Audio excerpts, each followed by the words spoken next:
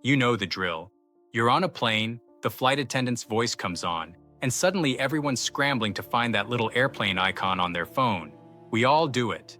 But have you ever stopped to think about what we're actually doing? Well, today we're going to pull back the curtain on this universal travel rule.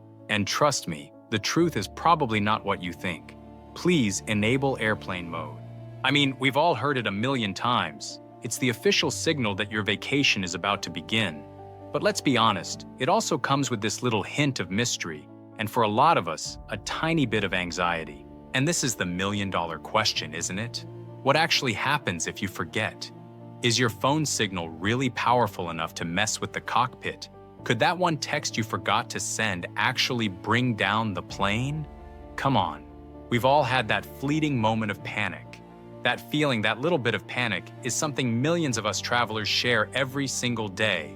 We nervously tap that button, but we don't really know why. Well, my goal here is that by the end of this, we're going to replace all that fear with a really clear, simple understanding of what's actually going on up there.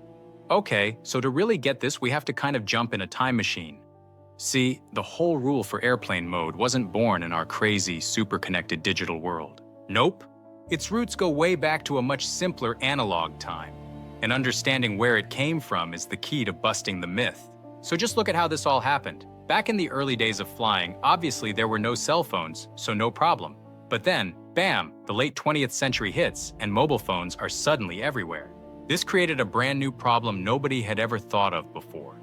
You've got all these devices traveling at incredible speeds, and airlines had to come up with a simple way to protect their communication systems. All right, let's get to the good stuff. The real reason for airplane mode. It's not what most of us have been led to believe. It really boils down to two little industry secrets about what kind of interference we're actually talking about. Okay, so here it is. The big myth versus the reality. The fear, the thing we all worry about, is that our phone is somehow scrambling the plane's navigation systems. But the reality? The real problem is that your phone, flying along at over 500 miles per hour, is actually causing total chaos for the cell network on the ground. It's a thing called cell tower pinging, and it makes perfect sense when you think about it. Your phone is built to constantly search for the best signal from a cell tower, but when you're in a plane, you're zipping over dozens of towers every single minute. Your phone goes crazy trying to connect to all of them at once, and that creates a ton of signal noise for the whole network down below. So it's not about the plane, it's about the ground infrastructure. So what about the pilots? Does anything happen in the cockpit? Well, this is the second secret. The fear is some kind of critical system failure. The reality is, well, it's a lot less dramatic. It can create this annoying buzzing sound in the pilot's headsets. You know that sound you get when you put your phone too close to a speaker? It's basically that. So let's be clear, it's a huge annoyance, not a critical danger. Okay, so you're probably thinking, wait a minute, if the plane isn't going to fall out of the sky, why is everyone so strict about this rule? And that's the perfect question. The answer has nothing to do with immediate danger and everything to do with playing it safe. This is honestly the best way to think about it. It's like a use-by date on your milk. Is the milk going to instantly poison you the morning after that date? Probably not. But the date is there as a super conservative guarantee. It protects the company from any possible issue and makes sure you get a quality product. The airplane mode rule, it works the exact same way.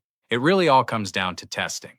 Yeah, airlines test their communication systems, but they can only do it under very specific controlled conditions. It is physically impossible for them to test every single phone, every tablet, every new device that comes out. So instead of having a million confusing rules, they just have one simple, strict one. It's the safest option legally speaking, and it just guarantees things run smoothly. So when you put all of this together, we really need to change how we think about that little airplane icon. It's not some emergency kill switch that's preventing a disaster. It's much more of a guideline for good behavior. In fact, I've got a really simple analogy that's going to make this crystal clear, and hopefully you'll remember it the next time you fly. Just think of it like silencing your phone in a library, right? If your phone suddenly rings out loud, is the library going to collapse? Of course not. But the rule is there for a reason. It makes sure the system, the quiet environment, works smoothly for everyone without any annoying disruptions. That's airplane mode. So let's just sum it all up. Number one, it's a courtesy to the pilot so they don't have to listen to that annoying buzz. Number 2, it keeps the cell networks on the ground from getting totally overwhelmed. And number 3, it's just a simple catch-all precaution to reduce even the tiniest bit of risk. It is not a disaster prevention switch, and when you know that, it kind of takes all the fear out of it, right? And that leaves us with one final thought. Now that you know the real story behind airplane mode, it kind of makes you wonder, doesn't it?